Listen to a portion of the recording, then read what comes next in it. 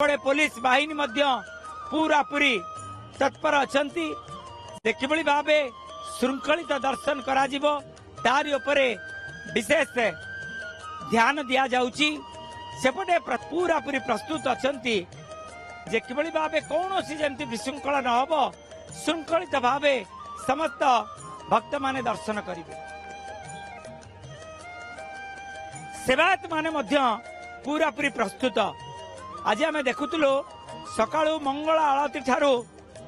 आरंभ करी मैलम तड़प लागी अवकाश नीति एवं गोपाल बल्लभ सकाळ धूप मध्याह्न धूप अति श्रृंखलित भाव करा जायछि। महाप्रभु ए समय तो अन्न व्यंजन पाई न थांती। महाप्रभु सुखिला भोग खाई थांती। खई कोरा एवं कदली विभिन्न प्रकार फल पूजा अर्चना करा जायता है महाप्रभु के सम्मुख रे एवं जो कोरा गुड़ी को भोग करा जायता है शंख कोरा शंख सदृश्य से कोराटी रहता है शंख भलिया एवं चक्र कोरा से मध्य चक्र भलिया प्रस्तुत करिथांती स्वार महास्वार सेवक माने एवं बड़ कोरा सानो कोरा एमती अनेक प्रकार कोरा भोग आज करा जाय थाए एवं ए सब महाप्रभु बाउडा यात्रा दिन महाप्रभु सकाळ धूपरे खेचुड़ी एवं भजा साग भजा खाई यात्रा आरंभ करथिले एवं बाटरे खाइथिले पोड़ पिठा खाइथिले। से माउसी माँ जो माउसी माँ प्रस्तुत करथिला तार अलियल पुओ पाई अलियल झियो पाई माउसी माँ जदि आपण देवी सुभद्रा को देखिचंती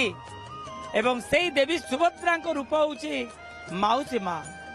माँ जदि देखी नांती ताले माउसी की देखंतु माउसी जीए देवी सुभद्रा सीए देवी सुभद्रा को रूप जेउ बळी भावे माउसी माँ को रूप मध्य सेही बळी एवं माउसी माँ अर्धातिनी अर्ध सोसिनी कारण जो मालिनी नदी बड़गंडी को बड़गंडी ठारे बही जाइथिला बड़दांड को दुई भाग करि देइथिला से मालिनी नदी को जेहेतु शोषि देइथिले तांको कुआ जाए अर्ध सोसिनी एवं दिन थिला इतिहास कहे महाप्रभुंकर जेते बेले श्रीगुंडीचा यात्रा संपन्न होइता है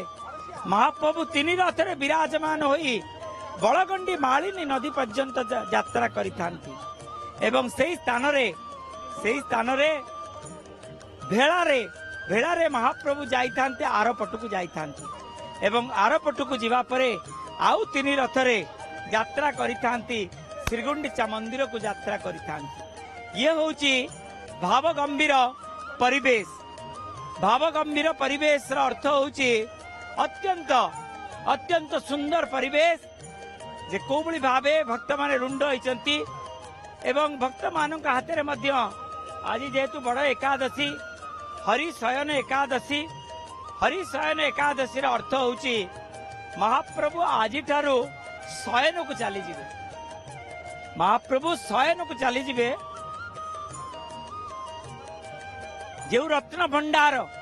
निकट रे रहिचंती शयन ठाकुर से शयन ठाकुर से स्थान रे महाप्रभु शयन करिवे। श्री जगन्नाथ बाड़े अनंत नारायण श्री बलभद्र बाड़े अनंत वासुदेव एवं देवी सुभद्रा बाड़े भुवनेश्वरी समस्ते शयन जाइथांती। कुआ जाइता है हरिशयन एकादशी ठारू 4 मास धरी कौनसी मांगलिक कार्य संपन्न होई न थाए एवं जेहेतु हरि शोइबा को चली गले तेणु मांगलिक कार्य होई परिबो नाही। विवाह व्रतोपनयन एवं घर प्रतिष्ठा आदि अनेक जो मांगलिक कार्य रही है मंगल पाई जो मांगलिक कार्य संपन्न करा जाइता है ता आज ठारू 4 मास धरी संपन्न होई न था जेहेतु महाप्रभु शयन जाइथांती। आम सहित पंडित सूर्य नारायण रथ शर्मा जोग देलेनी एवं तांको ठारू सुनिबा जो ऐश्वर्य लीला किभली भावे महाप्रभु समस्त प्रकार महन सुवर्ण अलंकार रे आभूषण हेबे एवं ए आभूषण माने अनेक किछि रही समाज को अनेक किछि वार्ता दौरान महाप्रभु से मण मण सुवर्ण अलंकार रे विभूषित होई आउ किछि क्षणर अपेक्षा